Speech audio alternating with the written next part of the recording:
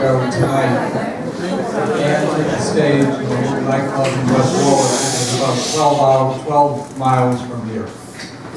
The band Great White. They lit off pyrotechnics, sparks, exciting evening. What they didn't know, or some of them may have known, was that lining the stage was soundproofing foam, which is very flammable. This is one of the iconic photographs from that evening. You can see the flames beginning to spread out here. Jack Russell, who was the lead singer of Great White, has gone off to the side. A lot of us here in Rhode Island, and I don't know how many of you were here, saw this on the 11 o'clock news. It was actually about 11:20 when it began to break. Here is the nightclub going up in flames. Now at this point, early in the fire, it's unclear who's in here, how many are in here, how many are going to live, how many are going to die, but it was very traumatic. 2 or 3 days later, we hired a helicopter and took a photograph from above. This is the remnants of that nightclub. There were 462 people in this space, 2,500 square feet. Some of you here may have houses that are that size or even bigger. Extraordinary. 1 month to the day after that, you can see the top here, we had managed to track down all 100 people who had died. We had written short biographies of these people, had photographs of them, and that began really an effort that has continued to this day. Abby Hoisington was one of the people who died. She was 28, she was a school teacher, lovely young woman. She taught in Burrville, people loved her there. The kids spoke very highly of her. She went to have a good night out, and she wound up among the victims. That was Dina DeMayo. Dina turned 30 on that night. She was a bartender at the station nightclub. She wasn't supposed to work, but she wanted to get that Friday off, so she switched. Fate put her in that club. On her 30th birthday, she died in the flames there. Derek Johnson was 32 years old. He had come from California about a year before. He had gotten a job at an internet company here.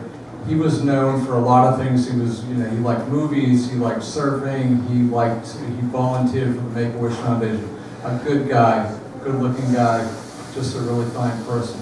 This is a photograph I took about 6 weeks ago at the station site. If you can recall that photograph, the aerial photograph from before, this is really the footprint of the building. There are now 100 crosses with memorials here. I kind of like that shot because it captures the mood of that very sacred ground, that somber place there. So, I mentioned that we started writing the story right from the start.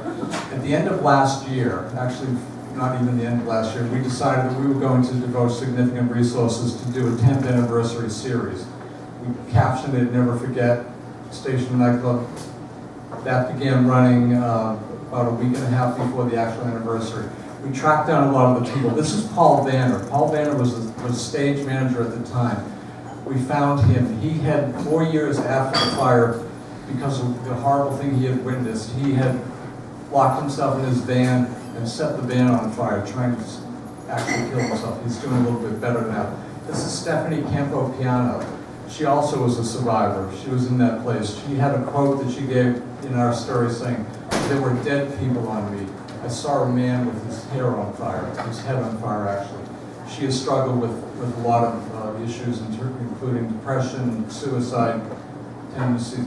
This is the father of Derek Johnson, 78 years old. He has Parkinson's disease. He lives about 6 hours away in Pennsylvania. He has come up here dozens and dozens of times. This is the cross of the son that he's tending. He, like many other people, felt there wasn't justice here. The people who were really responsible here never took responsibility.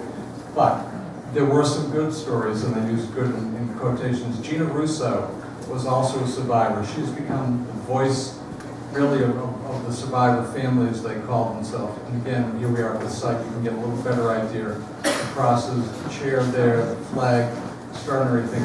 Mark Kendall, who was the guitarist for Great White, he survived. He is continuing with his career. Interviewed him on the phone, great guy, very close to the people who survived, and here he is, a recent photograph. He's out of California currently. This is little A.C. Longley. His father, Ty Longley, was a guitarist of Great White. Ty died in the fire. A.C.'s mother was about 3 months pregnant at the time. He has opened a charity in Chicago. They live in the Chicago area where they collect drumsticks from bands like Kiss. He gives them to sick kids in the Chicago area. Another survivor family, that's Melinda Darby. Her husband, Matt, died. She was 8 months pregnant with this young girl, who is Sarah. That's Jessica, who was 10 years old at the time. We tracked them down. An amazing family. The most badly burned survivor. This is Joe Kinnan. We did a video on him. We spent a lot of time with him. That's his fiance. He was in a coma for months. He recently received a hand transplant. Both his hands were burned off from an 18-year-old from Maine who died in the fall. Kind of bringing this full circle. One of the reasons we spent so much time and so much energy in writing for years, we were finalists for the Pulitzer Prize in 2004, was there was a lesson here. This can't happen again. If you recognize that from the headlines, that is the city of Santa Maria where the Kiss nightclub last month killed 239 people. And so not to end this on an entirely down note, here is a rendering of what is going to be built at the site of the Station nightclub. It's a beautiful, beautiful place. The crosses are going to be buried here. You're going to be able to go in here. There are going to be 100 little gardens spread around. You're going to be able to go there and reflect and remember. And sorry to end on a down note, but that's what I've been doing for the last 3 months of my life. Thank you.